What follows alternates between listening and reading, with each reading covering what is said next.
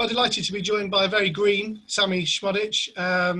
Well, Sammie, first and foremost, obviously yesterday's result was a great one, wasn't it? Thoroughly deserved 3 points. You must have been pleased with how things all clicked together. Yeah, we've had 3 good performances with Lincoln, Pompey, and yesterday. We've worked hard, so hard as a group, and performances are now sort of comparing to the results, and we're getting the results that the performances deserve. And it's another good performance yesterday and a good 3-0 win. Yeah, obviously the first goal, great cross by Joe, and Johnson gets across the front man. It was nice to sort of, like Lincoln and Portsmouth, to be fair, you sort of get that the build on the start with a goal. Yeah, we know what qualities Wardy brings, and Jono's on fire at the moment with the goals. So to get Wardy in them right areas and them deliveries, and sort of that's how I got my second goal. I watched Jono get across the front post, which is where a lot of the balls get played.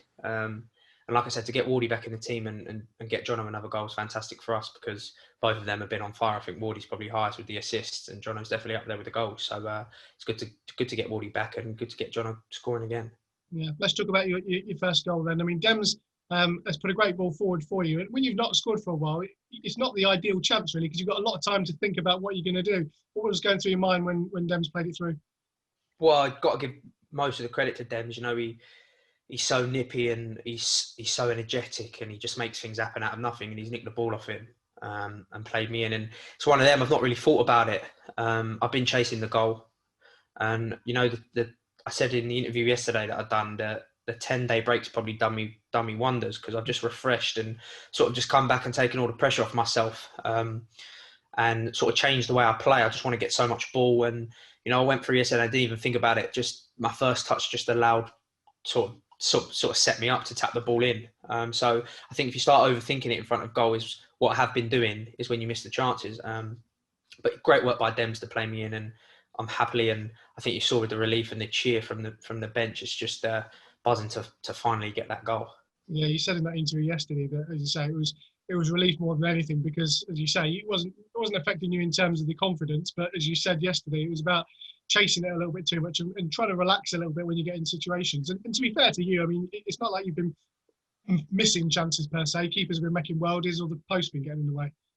Yeah, it's just like you said, it's just a relief, because I know I've never had a drought, and good players go through droughts, and I've been working extra double hard to score, and I was putting too much pressure on myself. I was overthinking things, and like you said, I wasn't missing open goals and one-on-ones. It was like Bristol Rovers, I've hit the inside of both posts, it's not going over the line. It's just like the luck weren't there for me, and it's like when they say it's like a bus, like you wait for 1 and 2 come. I scored that goal, and it just, not that confidence was an issue, but it just took the pressure off me. Like, if I missed another chance, it'd be like, oh my God, this goal's not going to come. So as soon as that first goal went in, I knew I was going to get a second. I just had that pressure was off me, and I thought, if I miss, I miss. And then the second one's come, and I would have liked to stay on for the hat-trick, but the legs were saying otherwise. And obviously with this hectic schedule we've got coming along, it was important to get me off. Yeah, the second goal was actually a typical striker's finish, wasn't it? As you say, getting across the front man and just making sure you get contact on it. And those goals, you get 5 or 6 of them in a season, they can really add up. Well, yeah, I actually bantered, because from the Portsmouth game, Dems got a tap in, and I actually spoke to my agent, spoke to my dad, and that after the game, I said, never get a tap in like that. And my agent actually said to me, it's because you never get in the box. You always try and stay on the edge for the worldly finish. He said, it's 1 in 20 that the ball actually drops you on the edge of the box. And it was a great move. I think Frank won the ball. We've been playing really well at the minute, like building the attack, playing out from the back, and it was a great team goal. And I just thought, when Dems lands on the ball with his magic feet, he took it past 2 players, and I thought, this is going nowhere but the front post. And I actually thought it was offside, but I darted across the front, and like you said, you've got to be there to tap it in, and I just flicked it towards the goal, and luckily it's gone through the keeper's legs and got my second. And again, that was more like I felt like I enjoyed that one a bit more, because relief for the first one, and then the second one was like, right, like, it's sort of like people have said, like the old Sammie, like, hopefully I can go on a run now, and it's a very big sort of time of the season with so many games coming up and so many points there to be played for in games in hand. It's no better time to start this goal trail, really. Yeah, a few weeks ago, that would probably hit the post, hit the goalkeeper and gone in, and it'd have been took off you. Keeper would have probably caught in his shirt or something ridiculous like that. Obviously, Frank was off for about 12 minutes in the end. Did you think he'd gone home? I mean, it must have been really difficult. I hoped he'd gone home, To be fair, I think we've probably done better without him. But to be fair, I abandoned him because I've played with him for however many years, and he's never got a cut. And once he's actually been knocked out by the ball, been stretchered off, and then walked out from the tunnel, and everyone's like, "You've just been hit by the ball, mate. It's just a header. You've been knocked out by a header." So I'm not going to say I was happy to see Frank in, but I enjoyed it a little bit. But he did take his time to come back on. And we changed formation and we dropped into a 4, and I was sort of playing like a right wing back role. And I just kept thinking, I've never wanted Frank to come back on the pitch so bad, but he went off to get stitches. And to be fair to him, I thought he was outstanding. He came on like with his head wrapped up like he was the hero, and everyone was saying to him, you don't need to be the hero. But I thought he'd come on, and probably one of his best performances of the season, especially sort of carrying that, because I know a lot of players, me included, if I had that on my eye, that'd be me coming off. And he sent a photo to me this morning. It's huge. So probably made him a little bit better looking. But no, I thought he was fantastic yesterday, to be fair to him. It was interesting, actually, because obviously MK Dons didn't cause us too many problems, but that's mainly because of the way we defended. I think Noel Mason probably had his best game in a Posh shirt yesterday, and he was getting in front of players, obviously winning headers, and sometimes people, don't get the credit they deserve, and he probably won yesterday that probably went under the radar a bit. Yeah, I thought it was outstanding. I spoke to Beeves after the game. He just said, like, congratulations on the goals, blah, blah, blah. I think because everyone's sort of just rooting for me because they know how frustrated I was getting with myself. And I just said to him, like, outstanding, the whole back five, as you like to say, and Pimmy in goal. The gaffer mentioned it. They had a lot of the ball, but they didn't really cause us any problems. They had a lot of possession, and we sort of had a good game plan, when to press, when not to press, stay in our shape. And, Tomo's been unfortunate with his red card, and sometimes there's a bit of pressure when the team are doing well to come in. But Niall slotted him. Everyone knows how good Niall is. He hasn't got the minutes he maybe deserves to get, but he was fantastic coming in. He's so composed. I don't think people see he's so composed on the ball. It's not a hard position. It's not an easy position to play. Sorry. And he defended fantastically. Was aggressive and on the ball. So I thought he'd done really well. Yeah. Yeah, it's weird, isn't it, with 5 substitutes being allowed? The gaffer said in his post-match yesterday that you can sort of ask the 11 to give you 60 minutes at full tilt, knowing that you can then make changes. Is that an interesting mindset for a player, knowing that you probably can give everything that it's at all points, knowing that you might get a rest because the options we have available? Yeah, I think it's one of the best things that's probably happened, because the manager mentioned it on the Friday when we was going through the shape and all that. It was like, give me everything until... for an hour, for 45 minutes. He said, listen, it's not an excuse to come off. He said, but give me everything and be honest. He said at half time, no, I don't want anyone to be a hero here. It's a team game.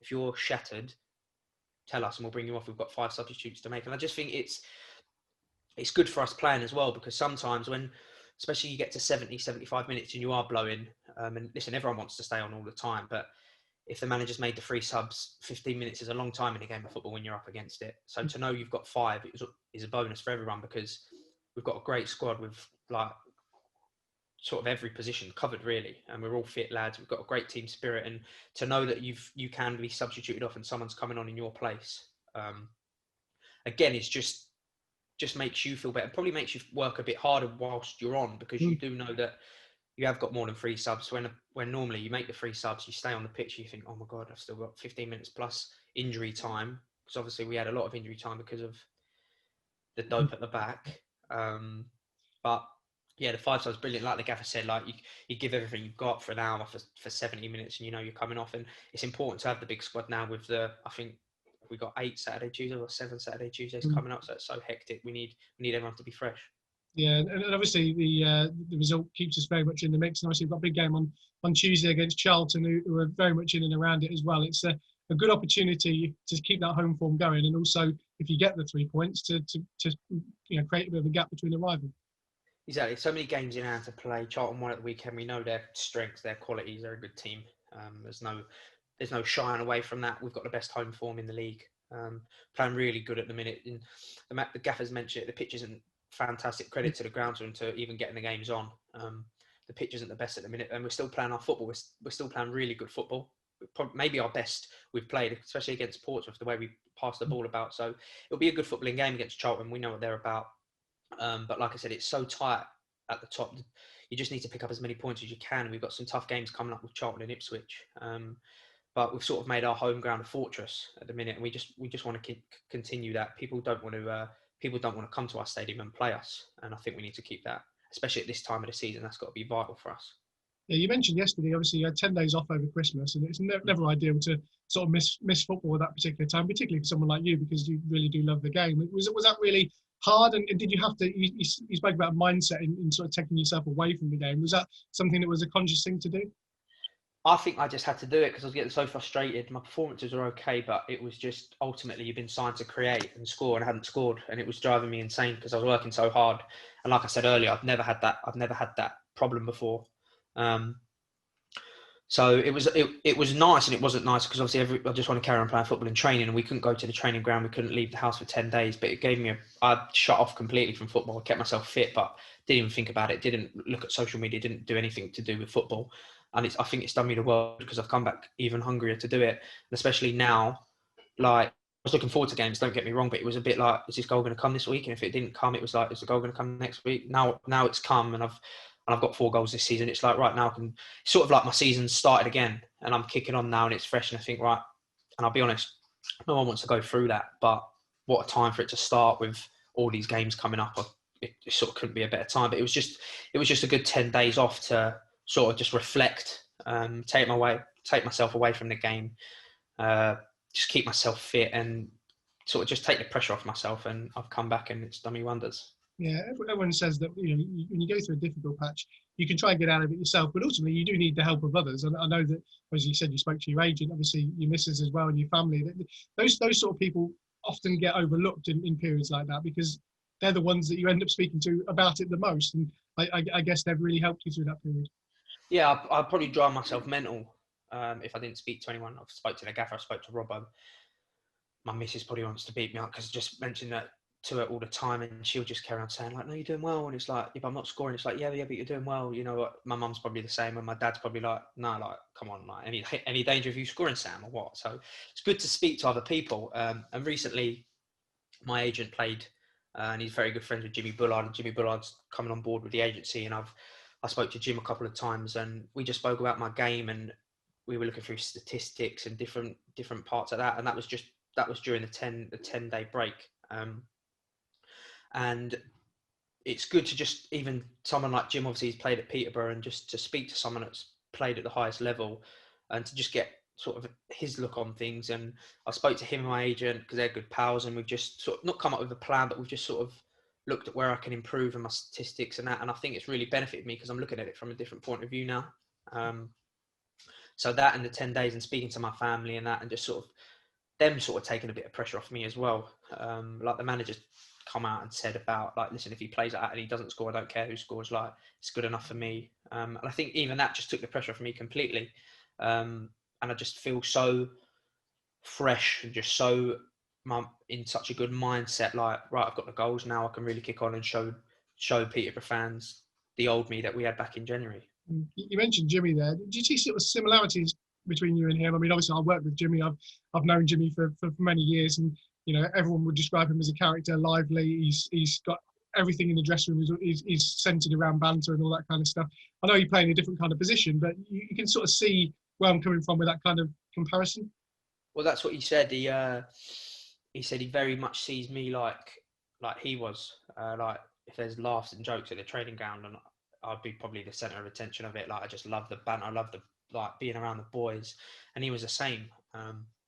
But again, it's the same. Like, but when I cross the white line, like when it's time to work, I'll still banter and have a joke and a laugh and that. But I'll give it my all, and I think he was the same. And he just spoke about little things like his experiences, obviously being at Posh and knowing Barry Fry, and it was just nice to know that someone's been there and done it, but been there and done it at the club you're playing for as well. So, like I said, it was just good to speak to someone that sort of is in that public eye, that is taking an interest in your football, and knows what you're doing. And I speak to him on a daily basis now, along with my agent. It's just nice to people see him as the comic and the laugh, but when it comes to football, it's such a passion. It's the same as me. I love a laugh and a joke, but when it's time to work and put the work in and be a professional, it's ultimately what I love doing. Yeah, does that mean the appearance on Soccer AM is in, what, a couple of weeks? I'm just going to have to... Well, I'm just thinking it lines me up perfectly, don't it, really, for when I retire as a football player. Jim will be gone, Bosh. straight in, So yeah, we'll see. it was interesting. I was watching The Masked Singer last night. I don't know whether you were watching that program, but I can just I imagine. see you tweeting about it. Yeah, I can just imagine you doing that kind of thing, sort of. Yeah, well, I think I've got a bit, to be fair. Obviously, see my Christmas thing at Bristol City, probably the best thing I've done there. But I just love banter, and I just think like, yeah, we take it seriously. Football is a serious thing, but through life, you just got to have a laugh, and that's what I do daily. The boys will tell you like daily, even on a match day. Like, I don't know if it's just the way I sort of deal with things, even down to this goal scoring sort of drought. I've been bantering along, sort of saying this goal's never going to come, boys. I'm going to finish the season on 2 goals, like. But it's just the way I deal with it. So on a match day, like we've got big games like Lincoln. Saturday was on Sky Sports, and even down on the pitch, people might see on the iPhone of me and Jack Taylor, we banter up until the kickoff, like just making jokes about each other until the game goes off. And I think he's the same. It's just the way we deal with games. Other people like to sit alone, listen to their own music. Sort of it's like a superstitious thing. We just like to have banter and make each other laugh. And I think it just takes the seriousness out of it. So maybe it stops the nerves, but it's just probably just the way I deal with it.